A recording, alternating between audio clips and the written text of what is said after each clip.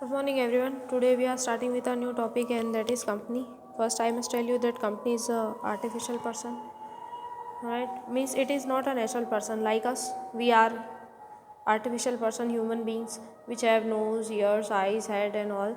So the company does not possess the same body structure like us. Therefore, it is an artificial person because it is created by law, right? It is not given birth by a particular person. It is created by law. That's why it is called an artificial person.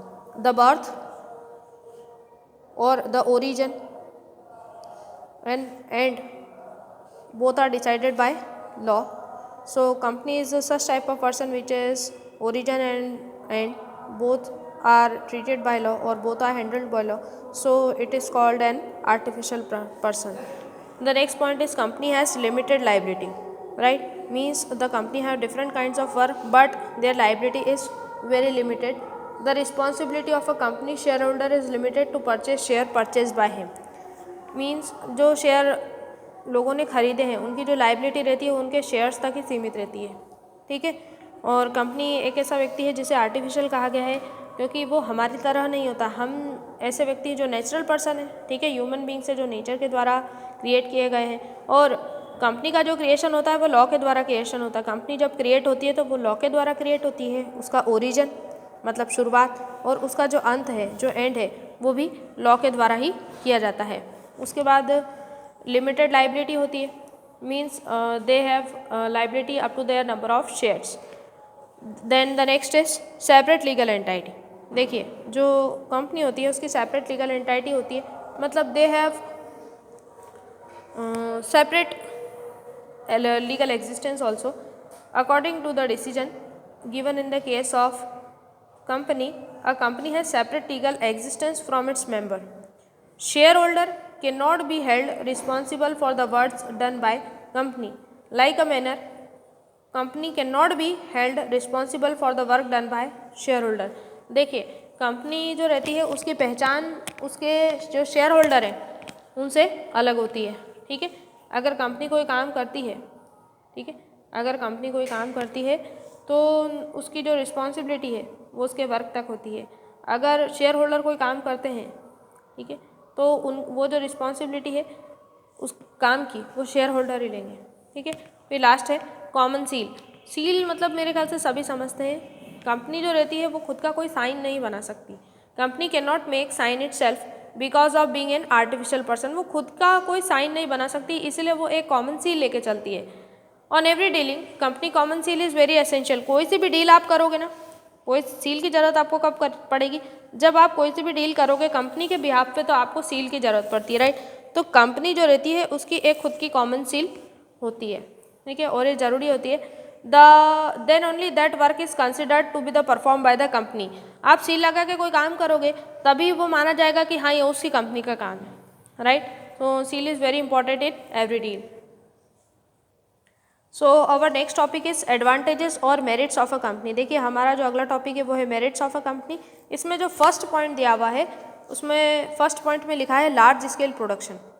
देखिए large scale production में ही समझाया गया है कि company के पास काफ़ी capital होती है। The company has large amount of capital due to which large scale production is possible.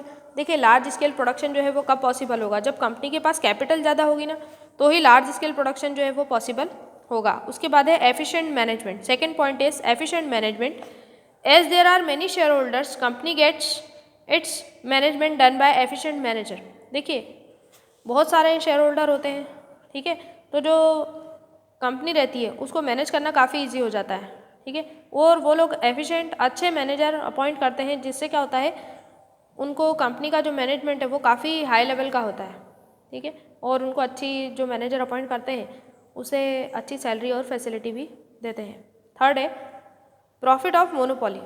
Due to production on large scale level and unlimited financial capacity company gets benefits of monopoly in its trade.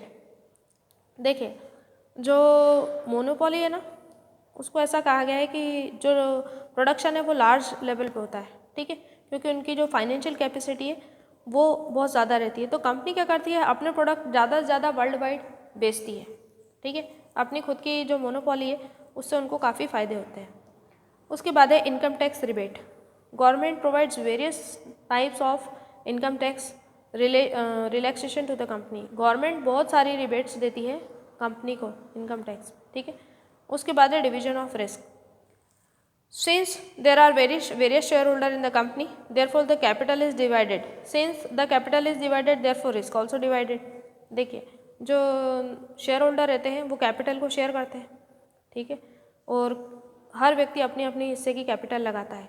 तो जब व्यक्ति अपने अपने हिस्से के पैसे लगा रहा है तो जो रिस्क रहता है वो भी उसके पार्ट तक ही बना रहता है, ठीक है। जितना मतलब उसका हिस्सा है, जितना पार्ट उसको मिलेगा पैसे में या प्रॉफिट में, उतना ही रिस्क भी उसे मिलेगा, ठीक है। क्योंकि जब आप प्रॉफिट शेयर कर सकते हैं तो डेफिनेटली जो जितना आप प्रॉफिट शेयर कर रहे हैं उतनी ही रिस्क आप पे भी बनती है, ठीक है। उसके बाद कई सारे पॉइंट्स हैं, जो भी आपको इजी लगे वो कर लीजिएगा। एक 8 पॉइंट ईजी है, रिसीविंग ऑफ लोन, ठीक है।